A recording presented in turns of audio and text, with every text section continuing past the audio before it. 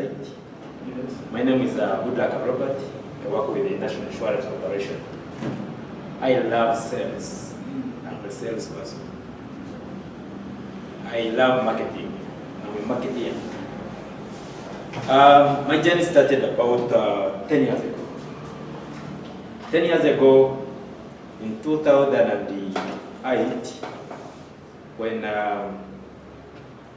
in 2008, by then, this radio was here, Life FM. Yes, sure.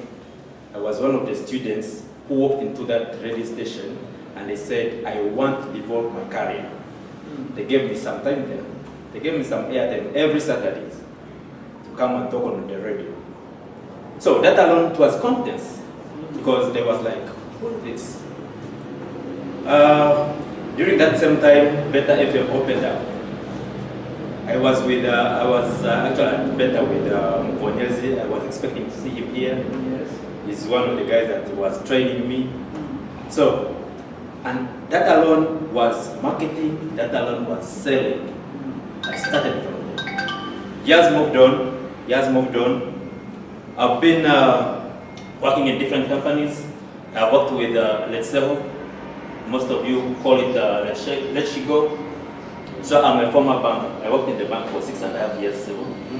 So when you are talking about disbursing and recovery, I think I can also know something because I've been in that field. That's good. Yes. During my bank, I also worked with different banks. I worked with EFC, Uganda. I also worked with Let's Go. Then later on, I also worked as an expatriate in marketing in Southern Africa. My country I was based in was Zambia, but I used to go up to South Africa, Botswana, Mozambique. I spent there 3.5 years. So it means that I have that in me, do marketing. I've been in insurance now for about 4 years, but in the period of my 4 years, in the talk something, and what you want to discuss, you clearly know that this person I'm having here, yes, it's going to help me to reach where I want to go, but we are not going to discuss business and close it. There's another person that I need to discuss. You get? So that's how hard our business works, even still now. When I was in the bank, I started as a relationship officer where I could look for clients. I was promoted as a branch manager, whereby I could really face it all. People are not paying their loans, so my price is raising. It's not now one person's part, it is the entire branch's part. It's up. Guy, you're supposed to close below 5%. You know it. But now you are looking at it, it is in red, it is in 10-12%. Guy, what can you do? Your MD is calling, your general manager is calling, and all that. So, I came to in insurance now. COVID comes. Man, we have targets.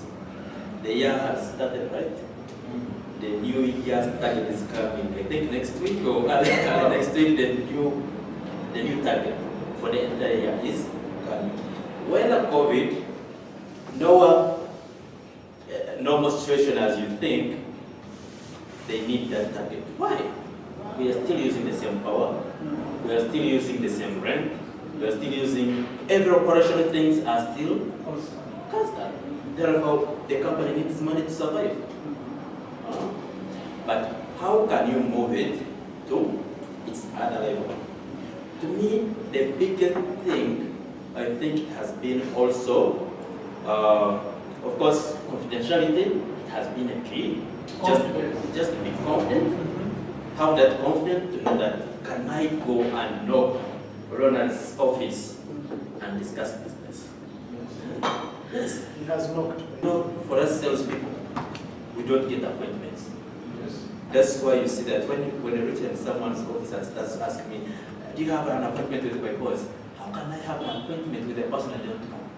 Yes. Let me first see him and tells me, guy, you have come at the wrong time, I'm busy, I have a meeting. But give me your business card, let me give you your contact, we shall link up maybe some other time. Right? Then it becomes easy because right now I cannot even go to, maybe it is once in a while, but most times I I need first to call him because now I have his number. I have his contact. He knows the person he's talking to. Ronald, are you in office? Yes, I am, but I'm a little busy. What did you want? I want to discuss about some business. Okay, good luck. Can we meet tomorrow? That's fine. I don't waste my transport. I don't waste my shoe because I will walk there. Or maybe if I was going to board or to drive, I'm going to stop all those things. Just because of 200 shillings on the phone. So, that alone, it also works. Then we have another thing that has killed people. Has killed people. Most people, we are salespeople. But I want you to change. I want us to change. Let's be marketeers. A salesperson wants to sell his product. Yes. But a good marketeer listens what the client needs. I got that. A marketeer sells. I remember when I was starting, my first account was in Stanbic. Then I got the wrong account. I had passion, I wanted an international bank, which is okay and all that because of the reasons I had. But the person who gave me the account gave me a wrong account, meaning that person didn't listen to me. Yes. Therefore, I could put maybe like 500,000. After 2 days, I see a message. They have chopped 100. They have chopped 50. After like something, they have taken 10,000. When you go and take a balance, they take 5,000. Imagine. Meaning this person didn't listen to me. You actually sold it to you. They sold to me. That account that you signed. But they didn't listen to me. Because if they had listened to me, they would have said, God, you know what? I think your right account is a student's account, which has a minimum costs, ABCD. Therefore, 70% of sales and marketing people threats to growth. They have threats to growth. Yes. And by the way, a good product, if you're a good marketeer, don't look at the price. Yes. Don't look at the cost. Look at the value. Got it. Then, when you walk into my office right now, when I walk into your office, for example, I know Dutch Communications, it has been existing. I know the nature of their work, they must be having insurance, right? But I still know. Why? I want to add value to their company so that they can move from wherever they are, whether Britam, whether CIC, whichever company they are, they can and maybe look at perspective. Perspective, I show you, okay, yes, you are doing very well. But do you know that, yes, you have ABCD cover, but you need to have this cover. And how I wish, if I was your insurer, I would have educated you on how to have this cover. Because this cover is the best cover to have. And I show you because of the nature of your business. So I'm adding value. I'm not talking ill. Guys, by the way, never talk ill. Never talk ill to another company. When I was studying, I didn't know that at one time I would work with me. Yes. I didn't know. And I've been in a number of companies. When I was working with EFC Uganda, I didn't know that I would go to Letsel. Yes. The same clients I had in the other bank, when I crossed, I crossed with them. Because I could add value to them. Someone comes into the bank and just said, I want good luck to serve me. Actually, when I was in Kampala, when I was transferred to Mbarara, some clients was like, you transfer me portfolio. Yes. Me, I want to be talking to good luck. It's the one who understands. So they had to transfer clients from the other portfolio to my portfolio because they have to keep monitoring and all that. And the client orders and the client is, yes. So, do you add value? Another thing is to navigate. Yes. You navigate with your client. Let the client really feels you. Do you know, like, if even when right now we're in insurance, the client wants to go and buy another car. He first calls you before even buying a car. Yes. Why? It It is his money, but he's just letting you know that I want to add something on my fleet. You get it? Can you advise? What can I do when I reach at the border? When I reach at the bond, what can I do? We advise them. So you become a client's advisor. Because you have confidence. And sometimes you just ask yourself, this guy's damn rich. Please, just consulting with me, and even what is consulting on me, I don't have it and all that. But because of the value you add on that. Then I think also you help them to sell their own product. If you are having a boutique, if you're having a salon, you are my prospect.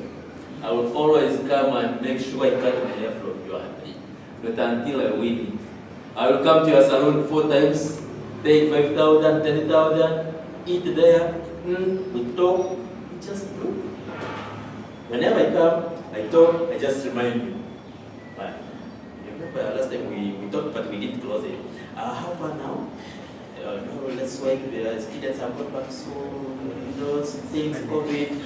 Okay, you go. Next time you come back. Now that alone is prospecting, and at the same time, it also gives you that confidence, and at the same time you are adding value. You have added value. Then I think also justification. You have to justify yourself. Can you teach a client something? For example, we have what we call total cost ownership, and we also have something we call return of investments. So when you are talking to the client, can you show him? For example, today this morning I had a general manager of one of the biggest hotels here. We are discussing some business actually we took about 1.5 hours. Then I was trying to bring them other products on board. I was like, okay, you know if you bring medical insurance to your staff here, it is good. I was like, no, yes it is, but it is costly. Well, like, yes, it is costly. But you know, when I'm at home, or when I'm at work here, and my wife calls me, or the maid calls me, that your son is now sick, and I don't have money. I will run to you to send for an advance. That is one. 2, I will not settle. Because maybe I have to look for money to go to the hospital and all that. But when I know that I have my card, my insurance card, I just tell the maid, you know what?